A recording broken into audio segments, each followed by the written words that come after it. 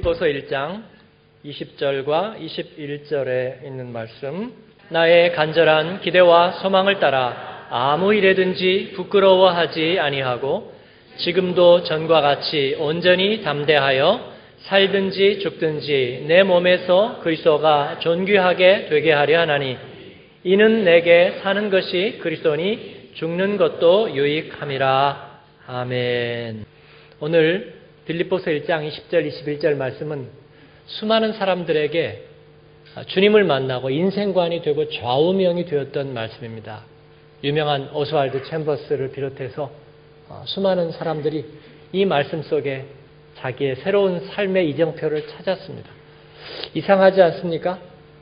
한 로마의 감옥에 갇힌 한 복음주의자의 그 막다른 골목, 그 고난의 자리, 그 유배의 자리에서 터져나온 하나의 고백이 무슨 힘이 있길래 오고 오는 세대 가운데 그 많은 사람들에게 그들의 삶을 바꿔놓는 이정표가, 좌우명이 고난 중에 붙드는 말씀의 등불이 되었을까?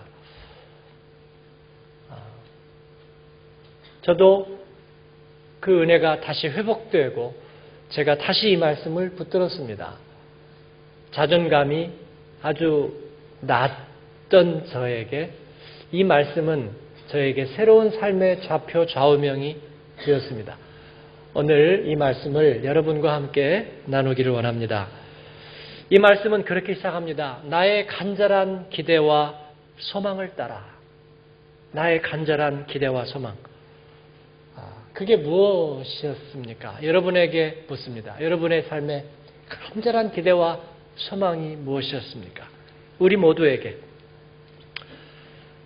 단 하나의 단어로 요약한다면 그것은 성공이지 않을까요? 그것이 천박한 표현이든 고상한 표현이든 내적인 표현이든 외적인 표현이든 우리 예수 믿는 사람에게든지 아니면 예수 안 믿는 밖의 사람들이든지 그들에게 그들의 간절한 기대와 소망, 성공, 에어폴크 아닐까요? 나의 적성과 전공과 직업에서 꿈에 그리던 성취를 이루는 것입니다. 얼마나 그걸 바라면 우리가 꿈에도 그리던 이라는 말을 쓸까요? 사랑해서 역시 성취, 성공하는 것입니다. 결혼식 사진들을 보면 서로에게 만족한 웃음이 있습니다. 아, 성공했어. 오케이. 됐어, 이제. 관계에서 성공하는 것입니다. 그 간절한 기대와 소망이 사람들에게는 얼마나 이루어질까요, 여러분? 여러분께 묻습니다. 그 간절한 기대와 소망, 어릴 때부터의 꿈이 무슨 방송 출연이었든지, 아니면 어떤 소원이 있었든지, 그 소원이 얼마나 이루어졌을까요? 제가 여기서 아니라고 말하는 걸 기대하지 마십시오. 우리 교회 밖에 있는 사람들에게 만약에 물어본다면 뭐라고 대답할까요? 당신의 간절한 기대와 소망은 어느 정도 이루어졌다고 생각하십니까? 저는 많은 사람들이 예라고 말할 거라고 그렇게 예상합니다. 어느 정도는 이루어졌다고 생각해요.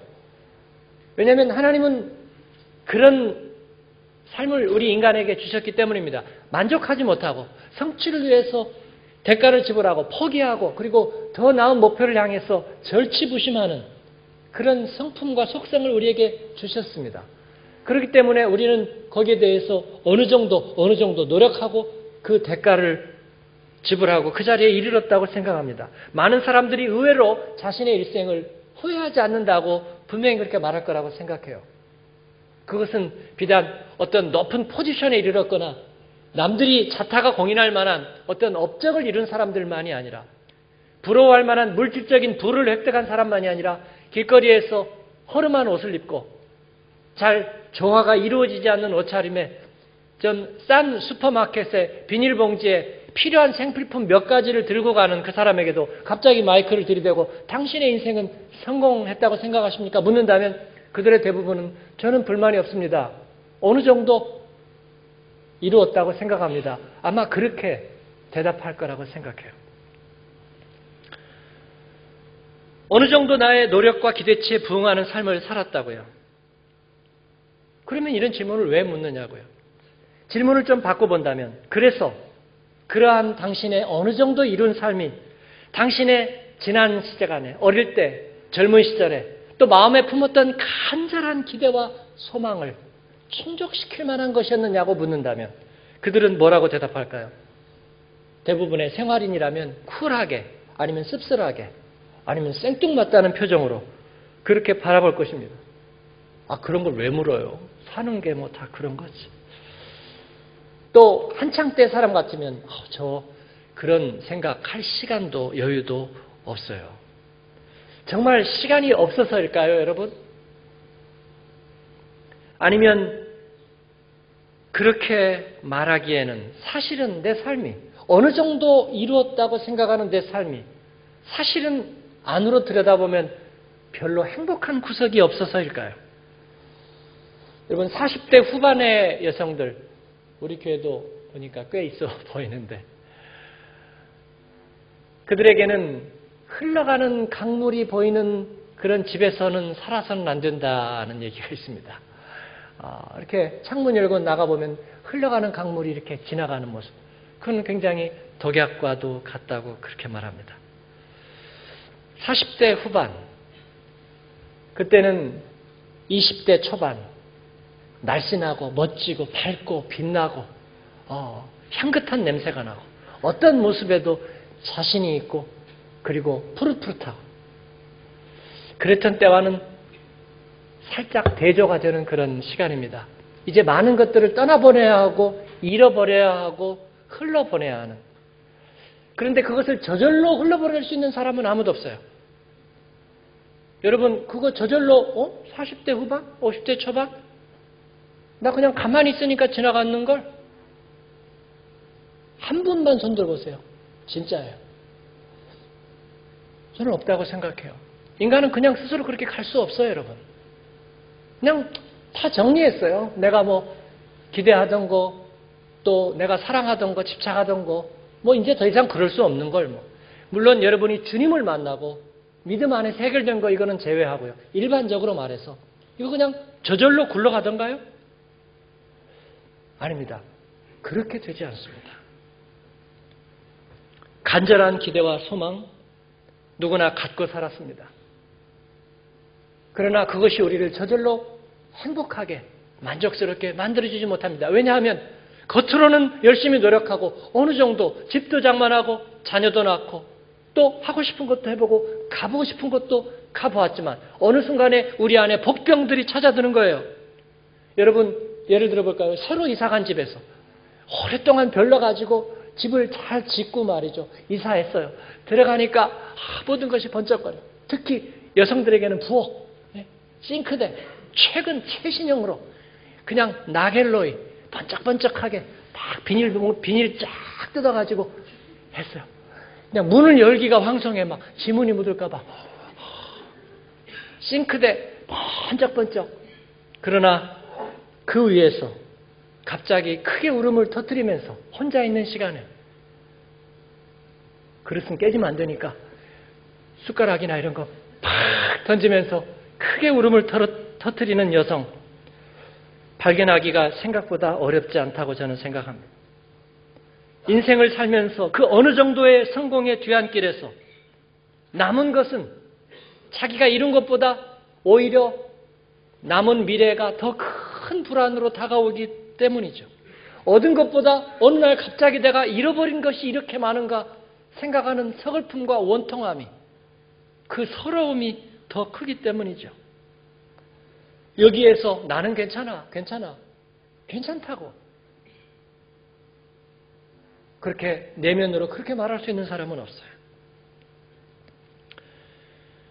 그리고 예기치 않게 내가 뿌려놓은 잘못들이 생각보다 너무나 많습니다.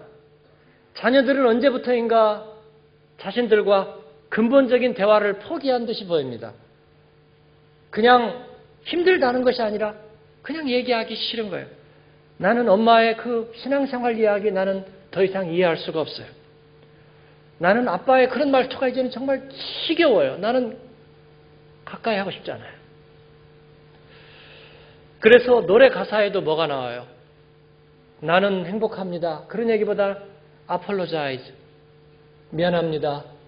용서해 주세요. 노래에 자꾸 그런 얘기 나오는 거. 미안해. 내가 내 생각만 했어. 바쁘다는 핑계로. 당신이 이렇게 아플 줄 알았더라면. 그래서 sorry seems to be the hardest word.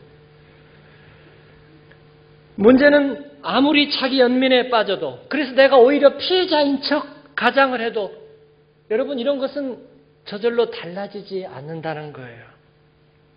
왜냐하면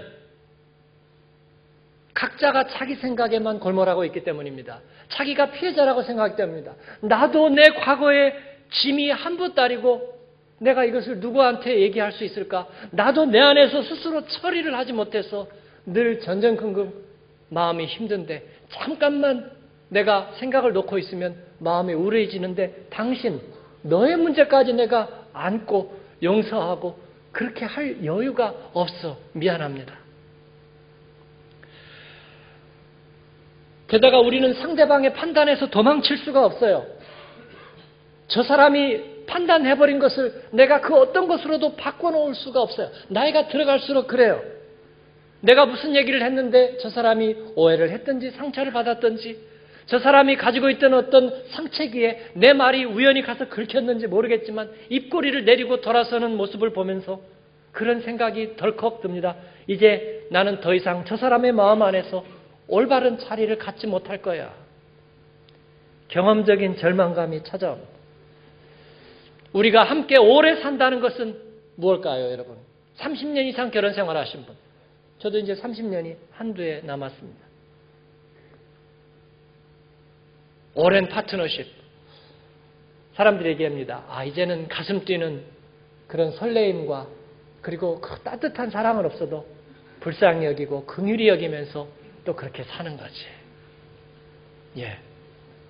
어느 독일의 카바레티스트, 코미디언인데 좋은 말로 카바레티스트라 그러죠. 오랜 파트너십의 허무함을 그렇게 노래했습니다. 노래 가사에 이름하여 오랜 관계의 찬가 Lob Lied auf die Langzeitbeziehung이라는 그런 건데요. 한번 들어보세요. 오늘 또 당신 곁에서 잠이 깨었네. 당신은 왠지 언짢아 보였지만 난 조금도 놀라지 않았어. 당신 언제나 그랬으니까. 아무리 징징대도 그래도 난 당신이 좋아. 아니면 벌써 차버렸을 거야. 그 거부할 수 없는 매력만 아니라면 바로 그 하루하루 고집만 세지는 당신. 당신이 좋은 건 그 변함없음. 열정은 사라졌지만 우리의 고통은 그대로 남아있네. 아무리 성질을 부려도 당신이 좋아.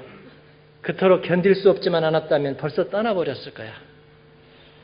어쨌든 여전히 내 곁에 있는 당신. 언제나 당신만 오라. 이 세상은 언제나 나빠. 그래서 나는 당신을 원해. 계속 내 곁에 머물러줘. 지 혼자 알아서 점점 더 나빠진다네. Schlimmer wird ganz von allein. Von ganz allein.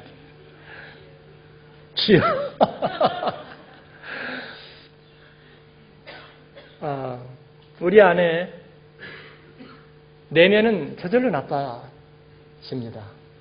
어떤 성취와 관계없이. 우리 자신은 잘 모르는 거예요. 내가 얼마나 고집세지고 있는지, 얼마나 나 혼자만 얘기하고 있는지. 그러면서 과거의 멍해와 향수 속에서 끊임없이 자기 연민에 사로잡혀 있는지, 사람의 얘기에 더 이상 얼마나 집중하지 못하는지. 그래서 그 인생 비망록에는 부끄러움이 남아있는 것입니다. 부끄럽지 아니한가? 부끄럽지 아니한가? 바람에 있는 잎새에도 부끄러워하는 인생 성적표, 실적표를 우리가 가지고 있는 것입니다. 말씀으로 돌아갑니다. 오늘 이 경이로운 말씀에서 바울 사도는 감옥 안에 있습니다. 그는 자신의 지난 인생의 비망록에서 자신의 인생의 성적표를 돌아봅니다. 물론 그의 삶에 부끄러운 일이 있었습니다. 그는 의로운 삶과 하나님 앞에서의 올바른 삶을 위해서 애쓰고 노력했는데 그게 번지수가 잘못되었습니다. 그래서 그는 자기의 오름에 사로잡혀 있었고 그런 공분에 사로잡혀서 젊은 시절을 보냈습니다. 학문에 심취하고 수사학에 빠지고 그리고 하나님의 율법에 열심을 가진 자가 되었지만 그의 내면은 행복하지 않았습니다. 그의 간절한 기대와 소망은 그를 배신했습니다. 사람들에게 그렇게 사랑받지 못하는 성품이 되었고 까다롭고 힘든 사람이 되었고 그는 예수 믿는 사람들을 죽이는 일에 혈안이 된 변질된 사람이 되었습니다. 그리고 그를 통해서 그는 많은 범죄를 저지르게 되었어요. 부끄럽지 아니한가? 그의 내면에는 그 수치와 죄의식이 그의 스스로는 이제 더 이상 해결할 수 없는 지경이 되었습니다. 사랑하는 여러분, 인생은 내면적으로 가만히 놓아두면 점점 나빠져만 가는 것입니다. 그러나 그는 오늘 그렇게 말합니다. 나의 간절한 기대와 소망을 따라 내가 이제 아무 일에도 부끄럽지 아니하고 이 놀라운 이야기를 하고 있습니다. 저는 이 말씀을 다시 봤을 때 이 부끄럽지 아니하고라는 말이 얼마나 놀라운 말씀인지 모르겠어요. 저는 내면적인 수치가 많은 사람이에요. 저는 자존감이 아주 낮은 사람 중에 하나예요. 그래서 마음속에 수치와 부끄러움이 많아요. 그렇다고 여러분이 생각하는 것만 그렇게 예민하진 않아요, 여러분. 잠도 잘 자고요. 그러나 저는 이 말씀이 참으로 경이로웠어요. 무엇일까? 그는 그렇게 말합니다. 내 인생의 다른 주어를 찾았습니다. 그리스도 그분이 내 안에서 하신 일입니다. 우리가 스스로 내 마음에 있는 조그만 부끄러움 하나 떼어내지 못합니다. 내 마음 안에 있는 과거의 잘못된 기억 하나 내가 그냥 없애지를 못해요. 우리 인간은 그렇습니다. 주님께서 우리 안에서 하셨습니다. 그의 용서가 우리 자신을 진정으로 거듭나게 했습니다.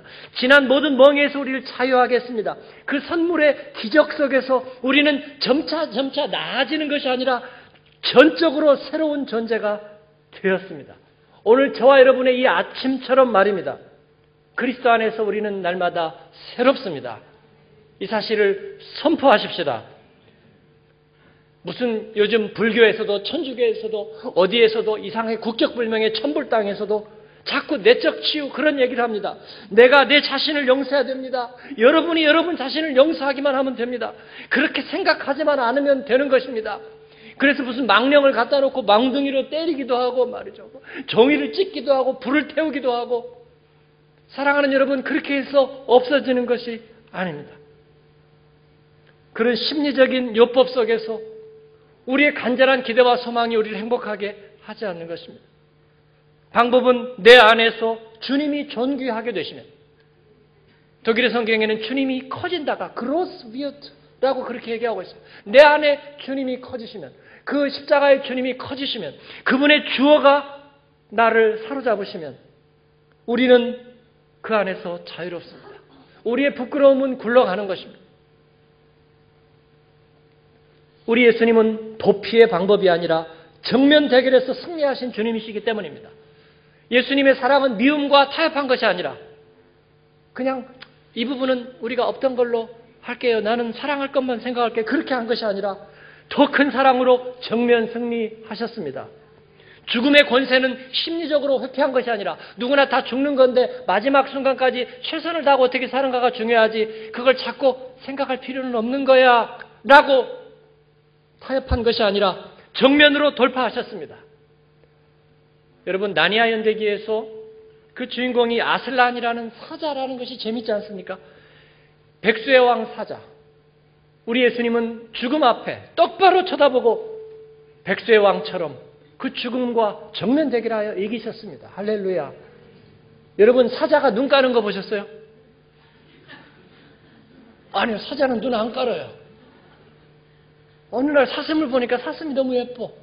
사자가 눈을 이렇게 깔아. 그런 일은 없습니다. 제가 어느 다큐멘터리 필름인지 그 늑대 이야기 나왔는데요. 늑대에도 종류가 많습니다.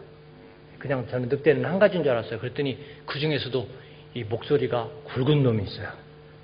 그리고 더 시커멓고 흉측하게 생긴 놈이 있는데 그 목소리가 포스가 있어요. 오 하는데 늑대들이 그걸 다 알아보는 거예요. 이 자연계 질서가 굉장합니다. 그래서 막 우 여기서 오만 늑대들이 다 오는데 그 중에서 아주 굵은 놈이 하나가 오 그러니까 다들 눈을 확 까는 거예요.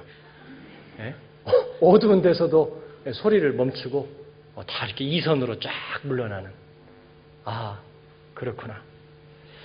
우리 주님은 정면 승부에서 승리하셨고 우리의 답이 되는 것입니다.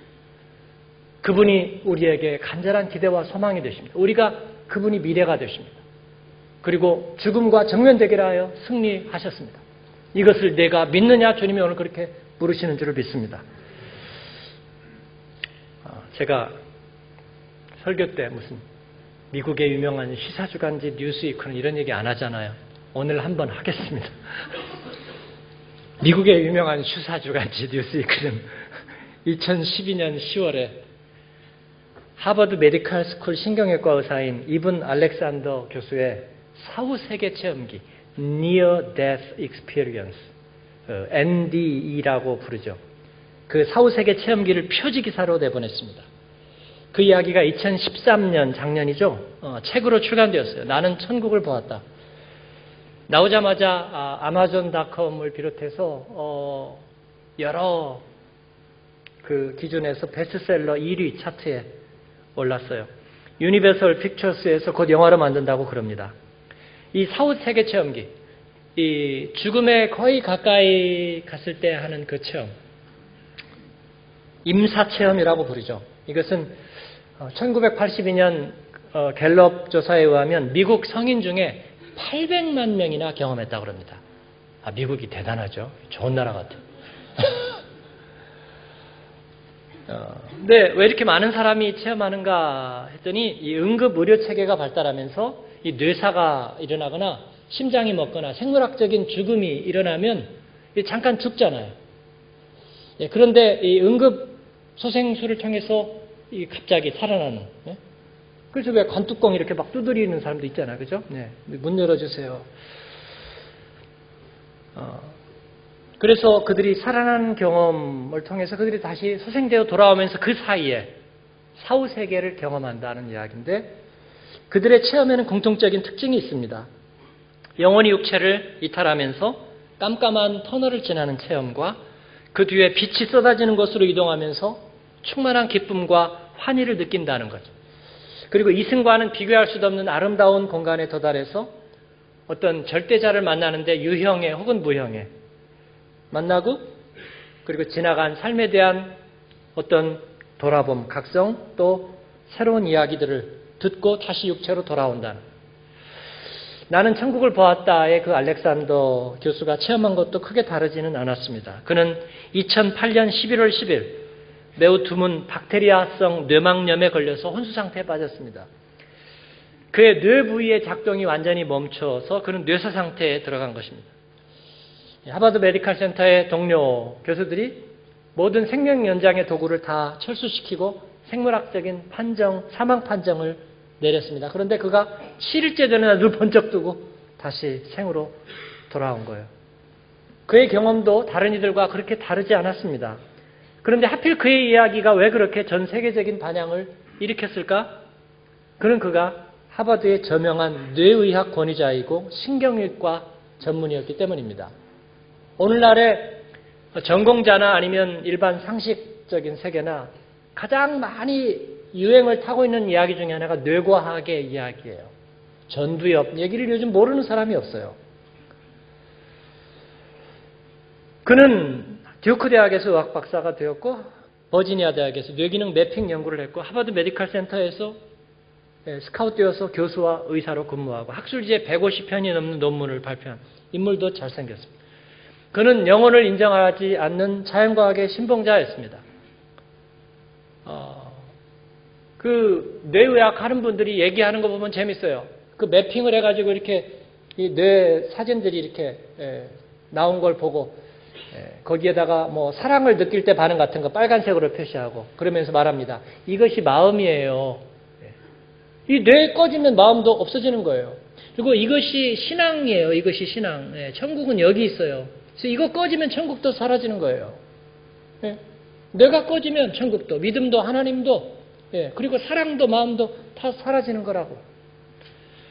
그들이 그렇게 이해하고 있었습니다. 그러던 그가 육체와 분리된 의식을 통해서 사후세계를 체험했다는 것 자체가 세간의 이목을 끌은 거죠. 그의 얘기 잠시 들어보겠습니다. 혼수 상태였을 때 나의 뇌는 잘못된 방식으로 작동한 것이 아니었다.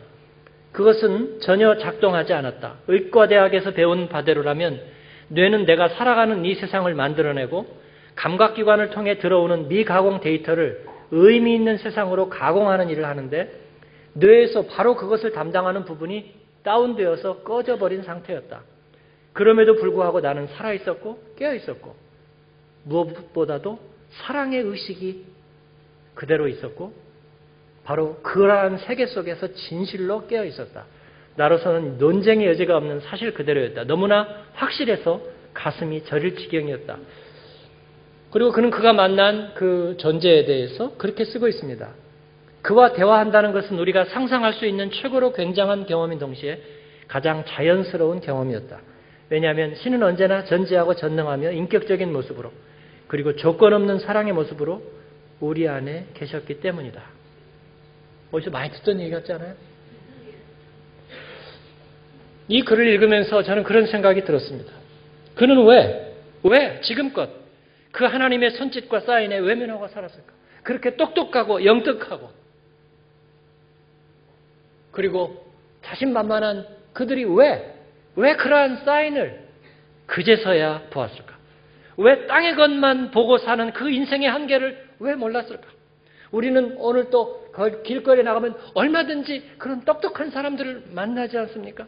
하루에 만보 걷는 것이 건강에 얼마나 중요한지 알아서 늘 만보기를 차고 떨깍떨깍 걷고 있는 사람을 물을 2리터를 마시는 게 그렇게 중요하다고 그렇게 물을 열심히 벌컥벌컥 마시는 사람을 창을 열어 환기를 하고 깨끗한 공기를 마시는 게 중요하다는 것을 그렇게 잘 아는 사람 너무 맵고 짜게 먹으면 안 된다는 것을 아는 사람 예민한 사람에게 말을 함부로 던지면 안 된다는 것을 잘 아는 사람 내일 일을 준비해야 되는데 완결하지 못해서 그 준비 때문에 노심초사 밤잠을 지새우는 그런 완벽주의적인 사람이 왜 눈을 들어 그 영혼의 주님이 우리에게 주시는 사인을 보지 못하는 것이죠. 한 젊은이가 길을 걷다가 이건 제가 검증한 예화는 아니고요. 존 스토트 목사님의 글에 나와 있는 이야기입니다. 한 젊은이가 길을 걷다가 5달러짜리 지폐를 주었답니다. 그게 너무나 감사하고 감격해서 그날 이후 그는 길을 갈 때 결코 눈을 들지 않고 땅을 바라보고 걸었답니다. 그 결과 여러 해가 지나자 그에게는 29,516개의 단추를 주었답니다. 그리고 54,172개의 바늘을 주었답니다. 그리고 1센트짜리 동전을 12개를 주었답니다. 그리고 얻은 것은 구부러진 등뼈와 인색한 성격이 남았답니다. 그 대신 그가 보지 못한 것은 눈부신 햇살이었습니다. 그가 보지 못한 것은 빛나는 별이었습니다. 그가 보지 못한 것은 친구들과 가족들의 행복한 유쾌한 미소였습니다.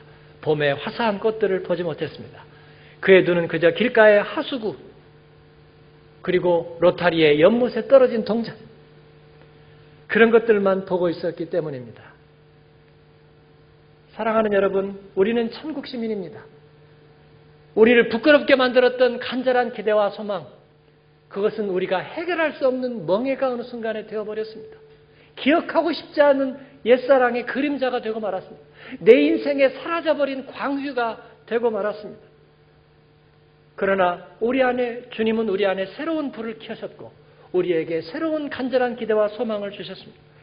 이제 더 이상 땅의 것들을 바라보면서 죽음도 회피하고 고난도 외면하면서 그렇게 외롭게 살지 않는 저와 여러분이 되길 바랍니다. 사망에 쏘는 독침을 향하여 우리 주님의 십자가의 권세로 당당하게 선포하고 마지막 순간까지 끝까지 우리가 눈을 뜨고 바라보고 내 안에 계신 주님과 함께 천국 시민으로 살기를 바랍니다. 나의 간절한 기대와 소망, 더 이상 부끄러움으로 점철된 과거를 허망하게 재생하지 아니하고 다른 기대를 품고 그리스도를 바라보는 저와 여러분 되기를 바랍니다. 오늘 주님이 우리에게 기쁨이 되실 것입니다. 내일 우리에게 새로운 메모리를 주실 거예요.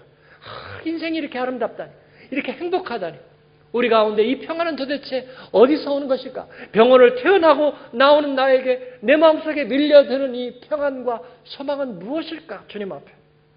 그분이 미래입니다. 주님은 승리자입니다.